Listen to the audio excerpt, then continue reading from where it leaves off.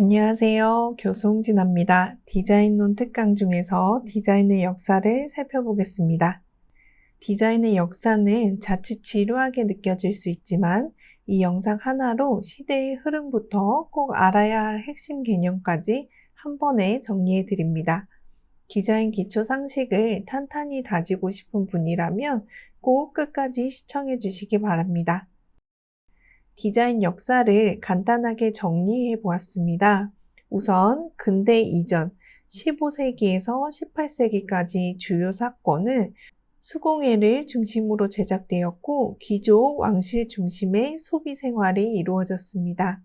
디자인 관련 사건 및 동향을 살펴보면 공예가 주류를 이루었고 디자인이라는 개념은 존재하지 않았습니다.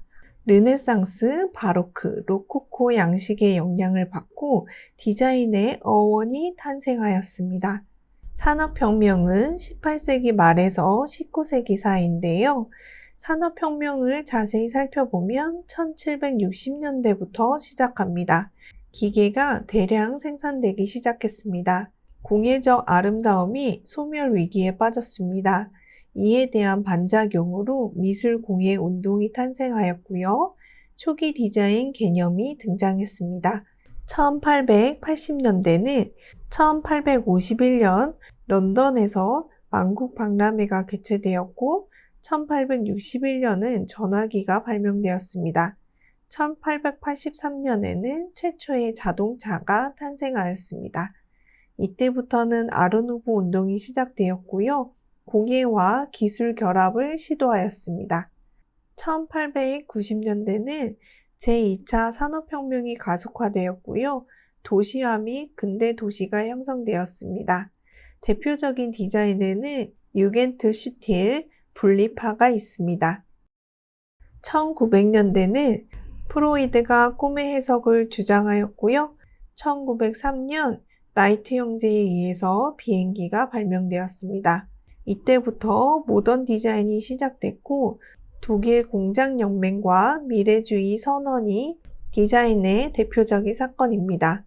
1910년대는 1914년에서 1918년도까지 제1차 세계대전이 발생하였고요. 1915년 아인슈타인이 상대성 이론을 주장하였습니다. 1917년은 러시아 혁명입니다. 디자인 관련 사건으로는 러시아 아방가르드 미술이 발전하였고 큐비즘, 데스틸, 순수주의, 그리고 가장 중심이 되는 1919년 바우하우스가 설립되었습니다. 1920년대는 1920년 국제연합이 설립되었고요. 1920년대까지 최초의 무성영화가 탄생하고 발전하였습니다. 대표적인 디자인 사건은 구성주의, 근대 디자인의 운동 본격화, 아르데코가 등장했습니다. 1930년대는 1933년 히틀러가 집권하였고요. 1933년부터 1936년까지 뉴딜 정책을 펼쳤습니다. 바우하우스가 해산되었고 유선형 양식이 등장하였습니다. 1940년대는 1939년에서 45년까지 제2차 세계대전이었고요. 1949년 TV 방송이 미국에서 시작되었습니다. 미국 중심 모던 디자인이 확산되는 시기였고요. 1950년대는 1950년대부터 53년까지 한국 전쟁이 일어났고 1958년 통신위성이 발사되었습니다. 디자인적으로는 모던 디자인의 전성기였고요. 추상 표현주의의 확산이 되었습니다. 1960년대는 1964년 IBM 워드 프로세서가 개발되었고 1969년에는 달에 착륙하였습니다.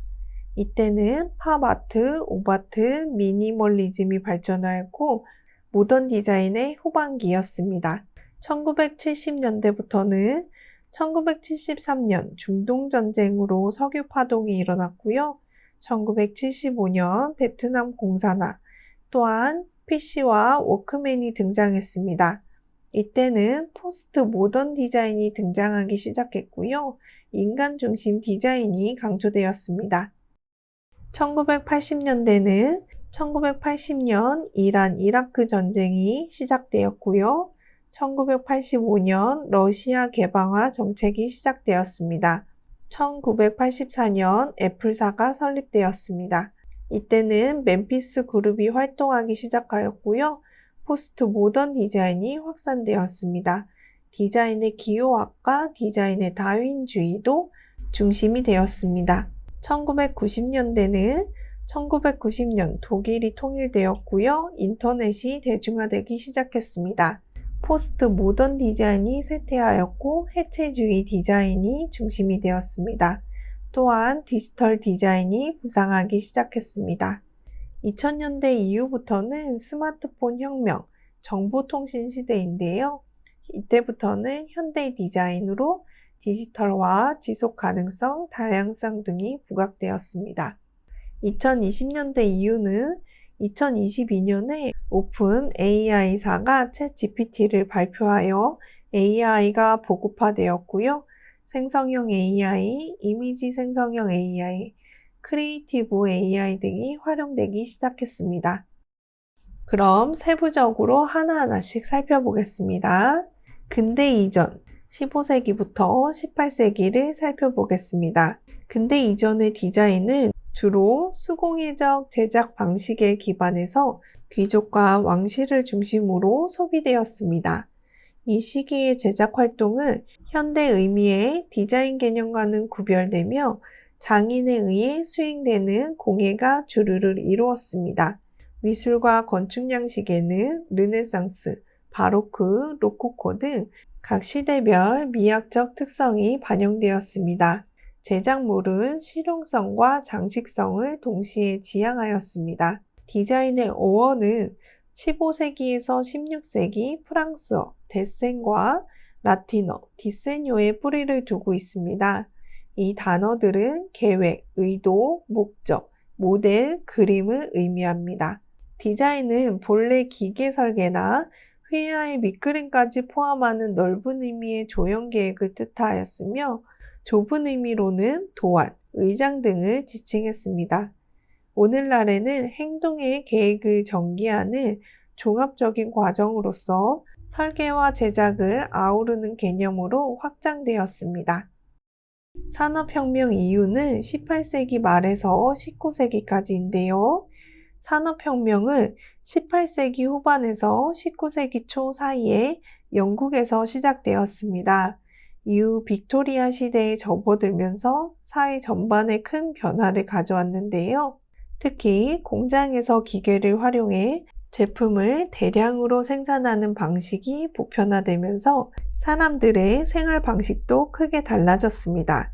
이러한 변화는 기존의 농업 중심 사회에서 산업 중심 사회로의 전환을 의미하고 흔히 이를 공업화라고 부르기도 합니다. 또한 산업혁명으로 인해 농촌 중심의 공동체가 해체되었고 그에 따라 교육, 복지, 오락 등 다양한 사회의 기능들이 공통체로 분리되어 독립된 시스템으로 운영되기 시작했습니다. 이처럼 사회 구조에도 근본적인 변화가 나타났습니다. 미술공예 운동은 1850년부터 1900년 사이 영국에서 일어난 예술운동으로 수공예의 가치를 되살리고자 하는 목적을 가지고 시작되었습니다. 이 운동은 윌리엄 모리스와 그의 동료들이 중심이 되어 전개되었는데요. 모리스는 산업화로 인해 기계 생산이 보편화되면서 일상 속의 아름다움이 사라지고 있다는 위기의식을 느꼈습니다. 그래서 가구, 직물, 책 제본, 인쇄 등 다양한 분야에서 손으로 만든 공예의 아름다움을 다시 되찾고자 했습니다. 그는 중세 장인의 방식에서 영감을 받아 공예를 새롭게 개혁하려는 시도를 하였습니다. 이 운동은 단순히 미적인 차원을 넘어서 사회적이고 윤리적인 동기도 함께 가지고 있으며 진정으로 가치 있는 예술은 도덕적 기반 위에서 만들어져야 한다는 믿음에서 출발한 근대적 움직임이라고 볼 수 있습니다. 1880년대 아르누보는 프랑스어로 새로운 예술이라는 뜻을 가지고 있습니다. 1890년대부터 1910년 사이에 유럽과 미국 여러 도시에서 유행한 예술 양식인데요. 이 시기의 아르누보는 건축, 공예, 회화, 인테리어, 포스터, 장신구 등 다양한 분야에 걸쳐 나타났습니다. 자연에서 착안한 곡선미와 장식적인 요소가 특징입니다. 꽃, 덩굴, 나뭇잎과 같은 유기적인 형태를 디자인에 적극적으로 활용하며 화려하고 부드러운 곡선으로 표현하는 것이 중심이었습니다. 이 운동의 대표적인 인물로는 벨기에 출신의 앙리 반 데 벨데가 있으며 그는 원래 화가를 꿈꾸던 인물이었습니다. 그는 예술과 일상의 경계를 허물고자 했으며 이후 독일 바이마르의 바우하우스의 전신인 예술공예 학교를 설립하는 데 기여하면서 근대 디자인 교육의 토대를 마련한 인물로 평가받고 있습니다. 아르누보는 단순한 예술 장르를 넘어 삶 그 자체를 예술로 여기고자 하는 철학을 담고 있습니다. 또한 예술을 귀족 중심에서 중산층 시민들이 누릴 수 있도록 변화시킨다는 점에서도 큰 의미가 있습니다. 이는 윌리엄 모리스의 예술 사상이 현실 속에서 구현된 형태로 볼 수 있습니다. 1890년대에는 유겐트 슈틸이 있습니다. 19세기 말부터 20세기 초 사이에 독일에서 전개된 아르누보 스타일을 가리키는 용어입니다. 이 이름은 1896년 독일 뮌헨에서 발행되던 미술 잡지 유켄트, 청년이라는 뜻에서 유래했습니다. 유켄트 슈틸은 영국에서 전개된 미술공예 운동과 장식적인 표현 방식에서 비슷한 점이 많으며 특히 1900년 이전 시기의 분위기를 많이 담고 있습니다. 이 스타일에서 가장 두드러지는 특징 중 하나는 꽃과 식물의 곡선적인 형태를 활용한 장식입니다. 이러한 표현은 특히 그래픽 디자인과 응용 미술에서 자주 사용되었습니다. 또한 유겐트 슈틸은 단순한 장식을 넘어서 감성적이고 대중적인 주제를 담아내려는 시도도 함께 이루어졌습니다. 높은 품질의 수공예 제품, 정교한 제작 과정, 그리고 장인의 개성을 중요하게 여겼으며 이는 당시의 고급 소비층의 취향과 욕구를 충족시키는 데 적합한 미학으로 받아들여졌습니다. 1890년대 분리파는 19세기 말 오스트리아와 독일에서 일어난 반아카데미즘 미술운동입니다. 기존의 전통적이고 보수적인 양식에서 벗어나 자유롭고 개성 있는 예술을 추구했습니다. 시대에는 시대 고유의 예술을, 예술에는 자유를 이라는 슬로건 아래 새로운 미술을 지향하였고요. 인상주의와 아르누보의 영향을 받으면서도 보다 단순하고 직선적인 표현을 강조했습니다.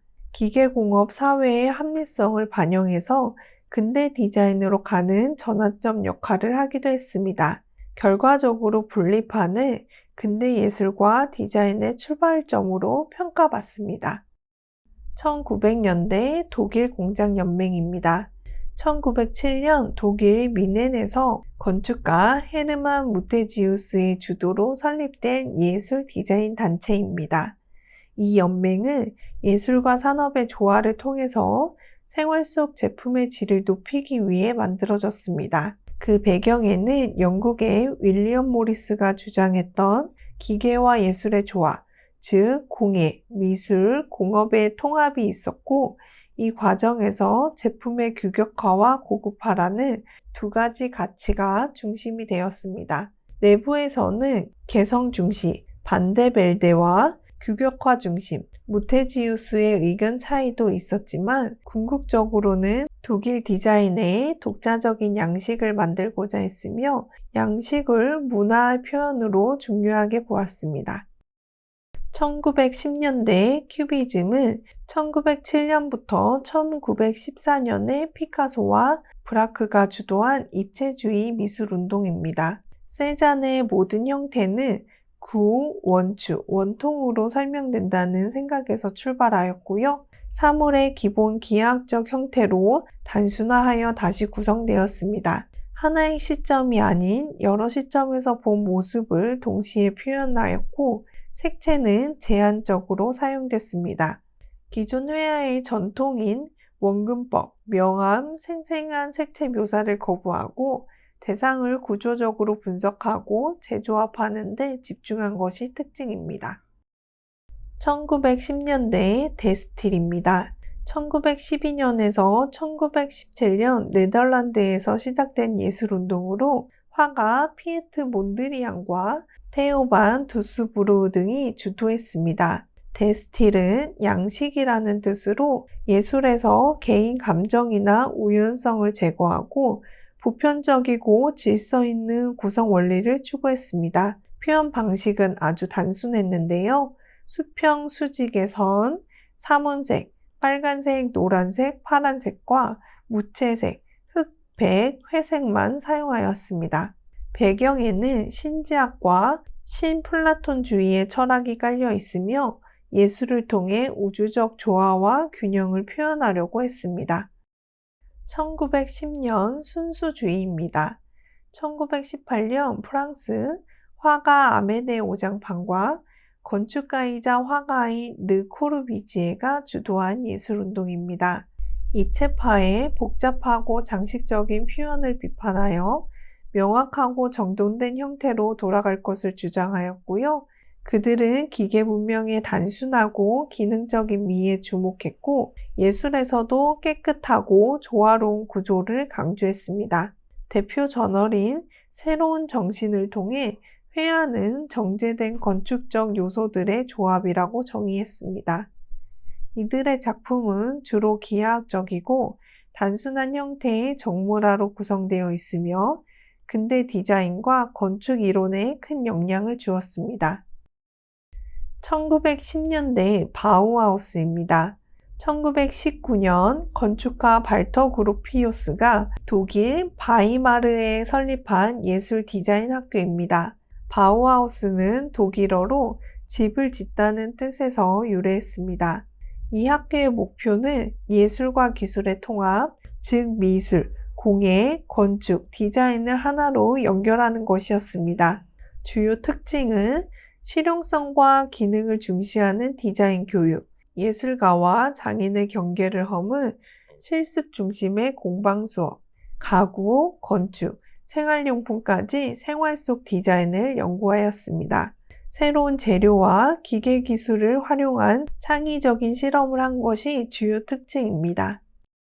1920년대의 구성주의입니다. 1921년경 러시아 혁명을 전후해서 러시아에서 시작된 추상예술운동으로 예술이 사회에 실질적으로 기여해야 한다는 생각에서 출발했습니다.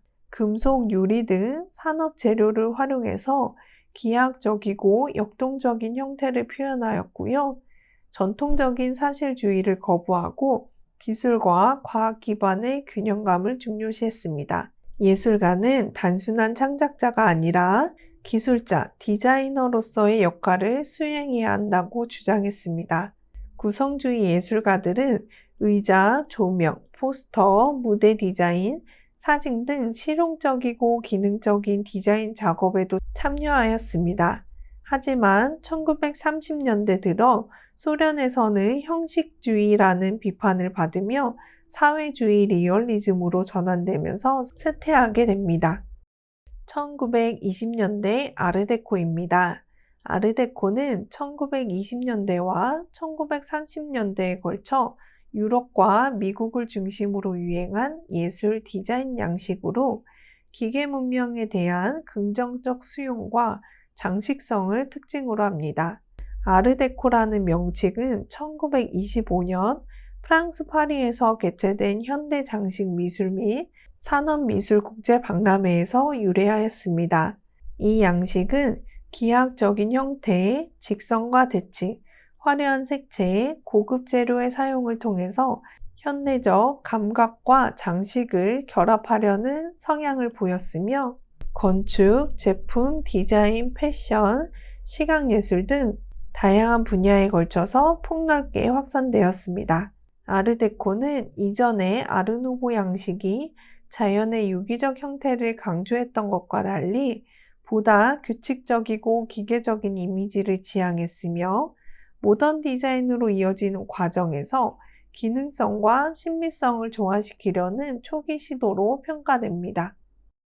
본 이미지는 아르데코의 대표 이미지입니다.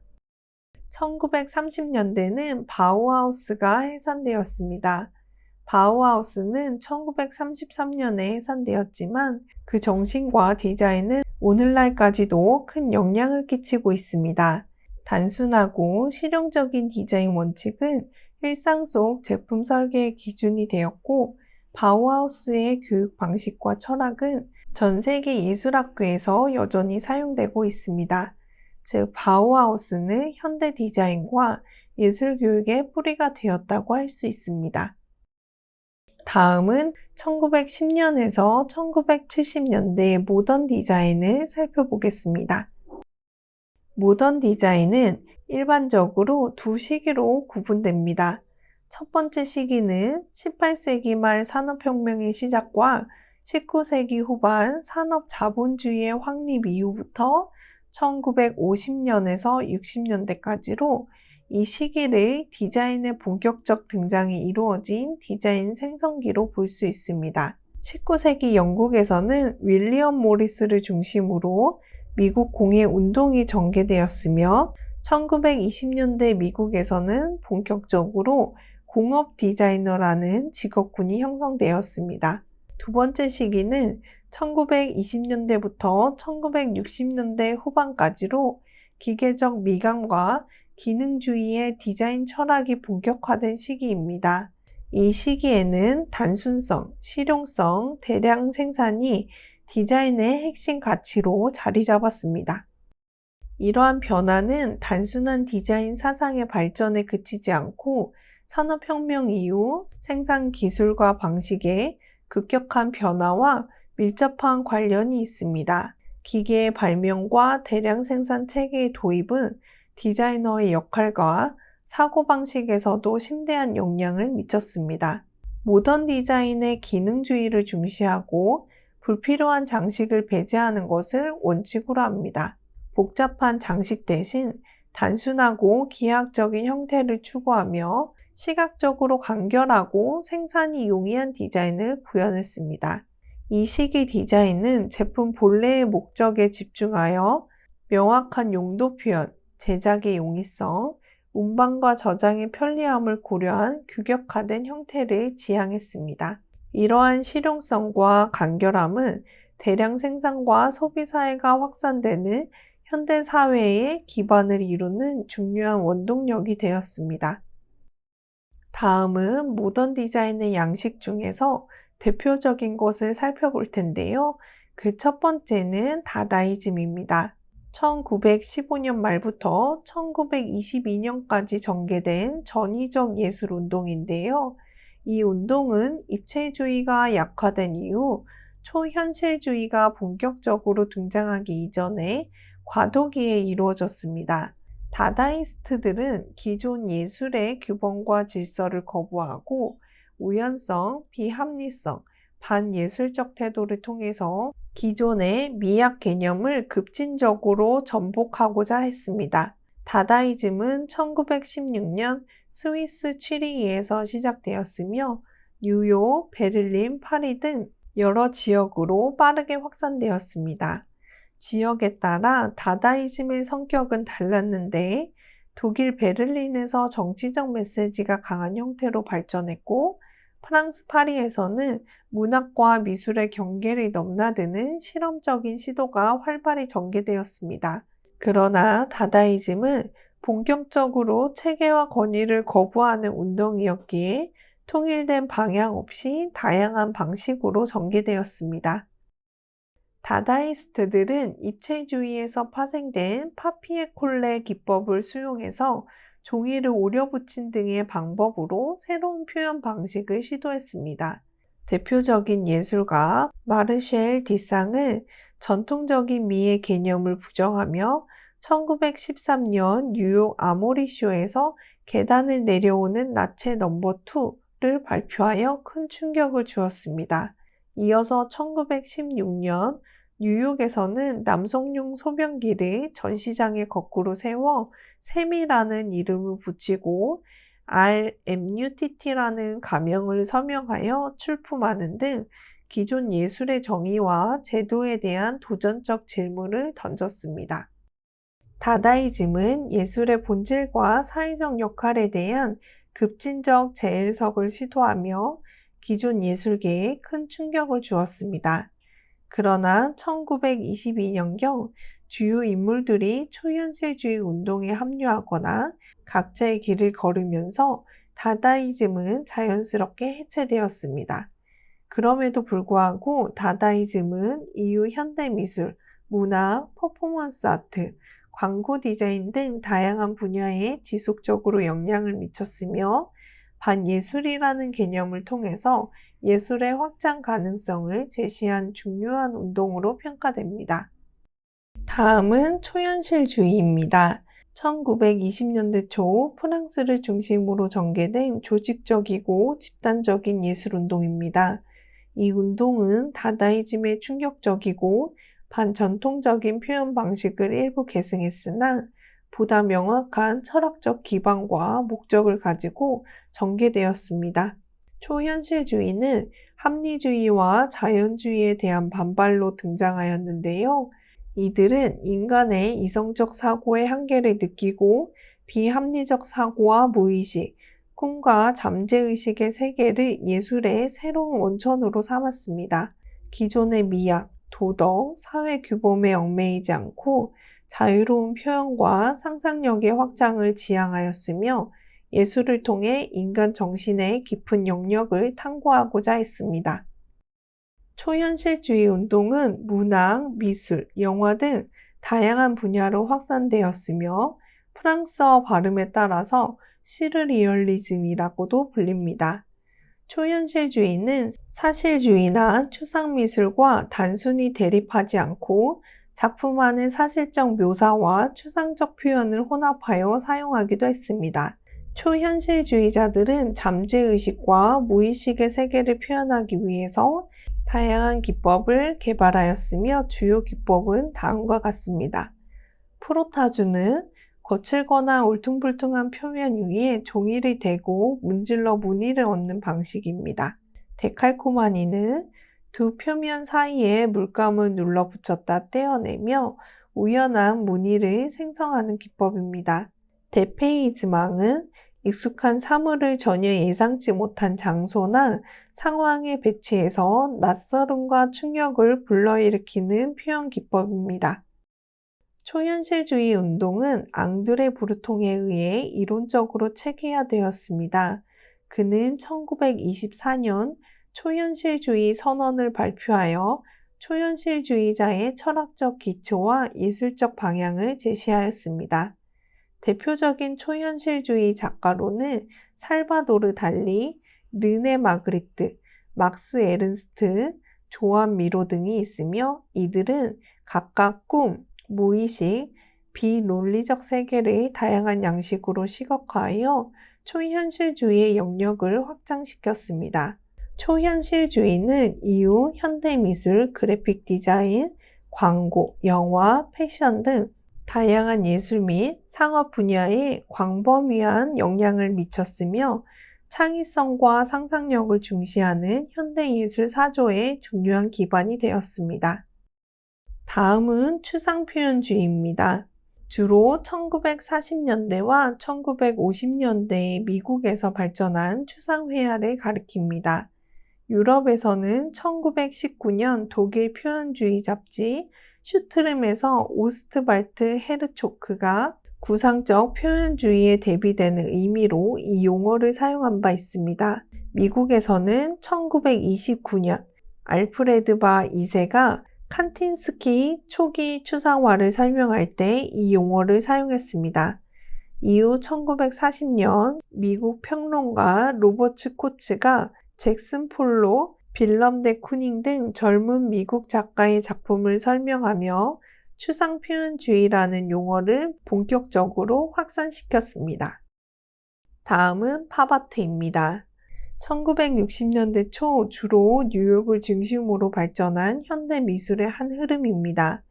이 시기는 매스미디어와 대중소비 사회가 급속히 확산된 시기로 텔레비전, 광고, 영화, 대량 생산 제품 등 대중문화가 일상생활을 지배하기 시작했습니다. 팝아트 작가들은 광고 디자인, 상업 이미지, 대중소비재 등을 작품 주제로 삼았고 실크 스크린과 같은 대량 복제 기술을 적극적으로 활용해 제작했습니다. 이들은 대중문화를 화려하고 아이러니하게 표현함으로써 당시 사회의 가치와 미술의 경계를 재해석하고 도전했습니다. 팝아트를 대표하는 작가는 로이 리히텐슈타인이 있습니다. 만화 스타일을 모방해서 인쇄 망점을 확대한 그림을 제작하였고요. 앤디 워홀은 마를린 먼로, 코카콜라, 캠벨, 수프캔 등 대중적 이미지를 반복적으로 표현했습니다. 제임스 로젠퀴스트는 대형 광고판 이미지를 예술 작품으로 전용하였고, 클래스 올덴버그는 일상 사물을 거대한 조각 작품으로 표현했습니다. 톰 웨셀만은 여성 누드와 슈퍼마켓 제품 등을 과장되고 화려한 스타일로 묘사했습니다. 이들의 작품은 전후 미국 대중문화의 풍요로움과 소비사회의 현상을 다양한 방식으로 보여주었습니다. 옵아트는 옵티컬 아트라고도 하는데요. 시각적 착시 효과를 중심으로 하는 미술 경향으로 줄여서 옵아트라고 부릅니다. 1965년 뉴욕 현대미술관에서 열린 전시 반응하는 눈을 통해서 대중적으로 주목을 받았습니다. 옵티컬은 광학적이라는 뜻으로 옵아트는 망막적 예술이라고도 불리며 눈의 착각과 시각적 환영을 적극적으로 활용합니다. 옵아트 작품은 주로 기하학적 형태와 선명한 색 대비를 이용해 움직이는 듯한 착시 효과, 깊이감의 혼란, 색채 전이 등 다양한 시각적 경험을 유도합니다. 대표 작가로는 빅토르 바자렐리, 기하학적 패턴과 색상을 통해 역동적인 화면을 구성하는 작가이고요. 요제프 알버스는 색채의 상호작용과 시각적 착각을 연구했습니다. 브리짓 라일리는 반복적인 선과 형태를 통한 강렬한 운동감을 표현하였고, 리처드 아누스키비츠는 색 대비를 이용한 색채 착시 효과를 탐구하였습니다. 이들은 때때로 실험 심리학의 성과를 참고해서 잔상 효과, 색의 전이, 과도한 시각 자극으로 인한 운동감 등을 작품에 적용했습니다. 다음은 기능주의입니다. 사회의 관습, 제도, 가치 등을 그들이 사회 속에서 수행하는 기능을 중심으로 설명하려는 이론입니다. 이 개념은 1920년대에 인류학자 브로니스 와프 말리노프스키와 알프레드 레지널드 레드클리프 브라운에 의해서 체계화되었습니다. 기능주의자들은 각각의 관습이나 제도가 단독으로 존재하는 것이 아니라 전체 문화 안에서 어떤 역할과 기능을 수행하는지를 연구해야 한다고 보았습니다. 따라서 사회의 다양한 요소들은 전체 사회 체계의 안정성과 유지를 돕는 역할을 한다고 이해되었습니다. 기능주의는 사회 구조의 안정성과 통합을 설명하는 데 강점으로 보였지만 사회 변동이나 갈등을 충분히 설명하지 못했다는 비판도 받았습니다.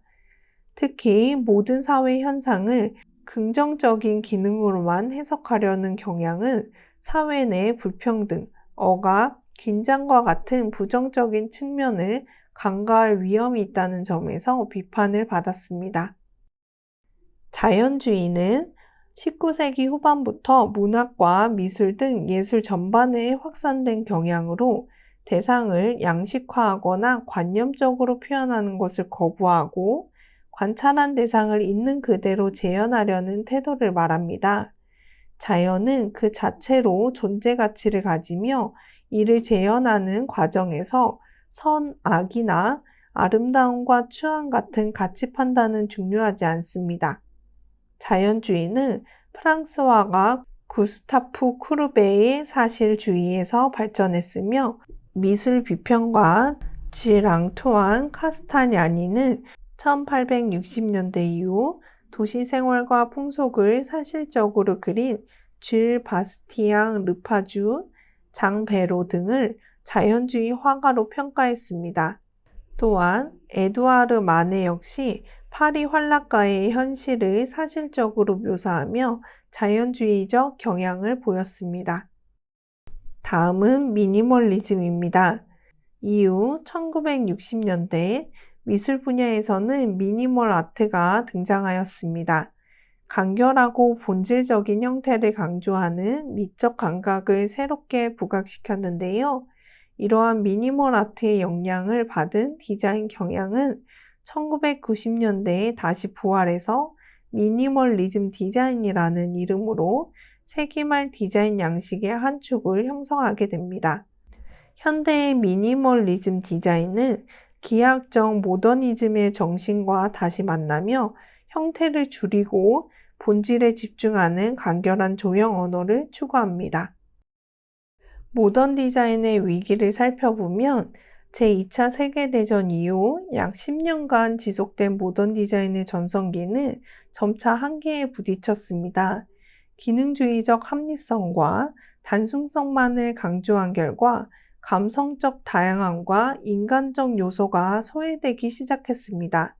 특히 1950년대 후반부터는 대중문화의 성장과 소비사회로의 전환에 따라서 단순하고 기계적인 디자인 언어만으로는 시대의 욕구를 반영할 수 없다는 인식이 확산되었습니다.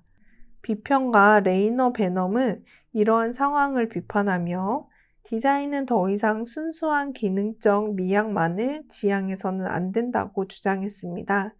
그는 소비 제품의 미학은 대중예술의 미학이라고도 강조하며 사람들의 감성, 욕망, 상징성을 적극 반영하는 새로운 디자인 방향이 필요하다고 보았습니다. 모던 디자인은 이 시기를 기점으로 건축 중심의 이론에서 탈피해서 대중문화, 마케팅, 심리학 등 다양한 영역과의 융합을 모색하게 됩니다. 이러한 변화는 곧 포스트 모던 디자인의 탄생으로 이어졌습니다.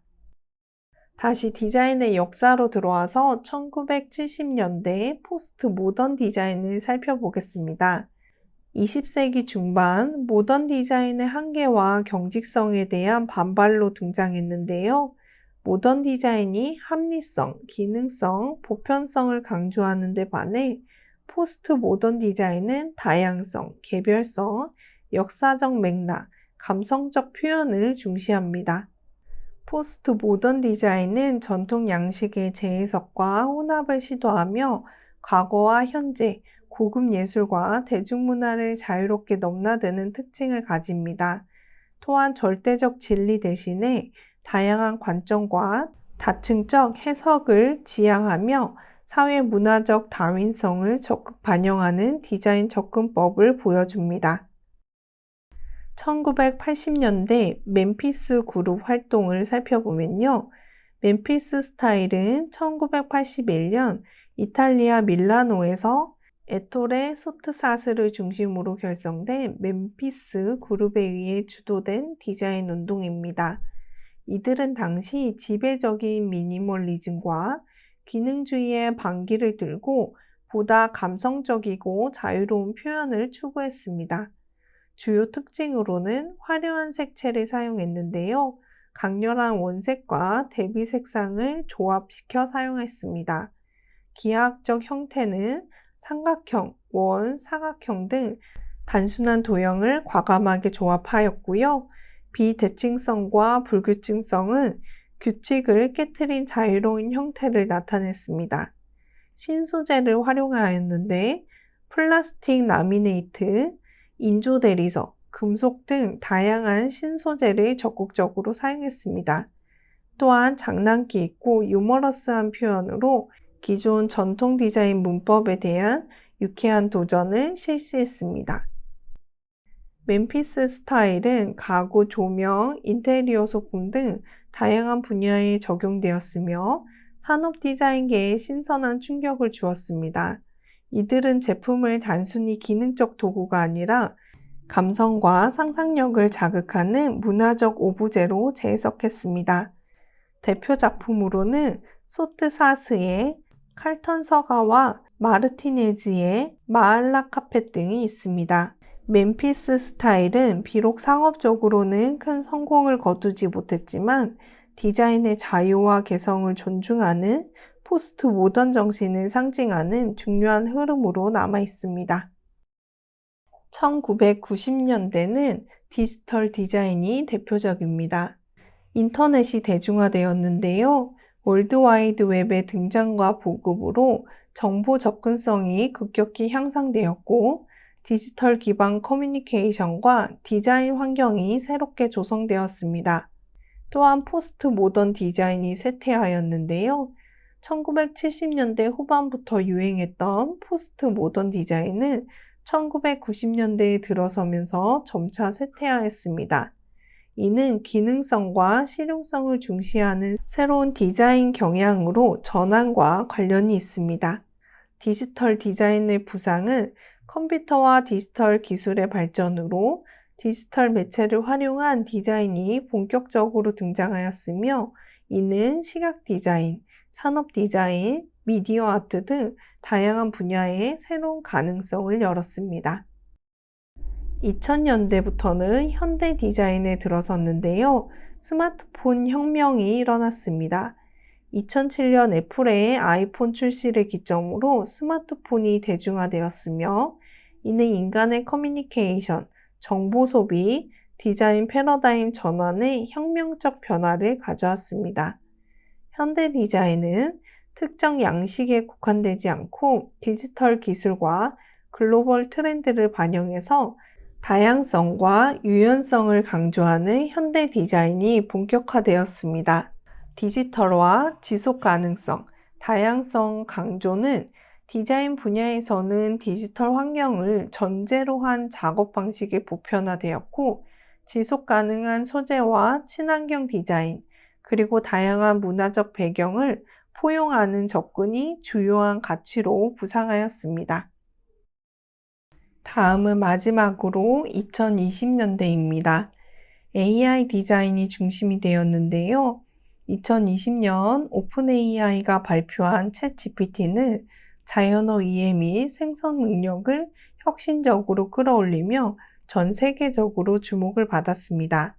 같은 시기 이미지 생성형 AI인 달리의 발전 역시 시각 콘텐츠 제작 방식에 큰 변화를 가져왔고, 이러한 기술은 디자인과 예술 분야에서 새로운 창작 파트너로 자리 잡기 시작했습니다.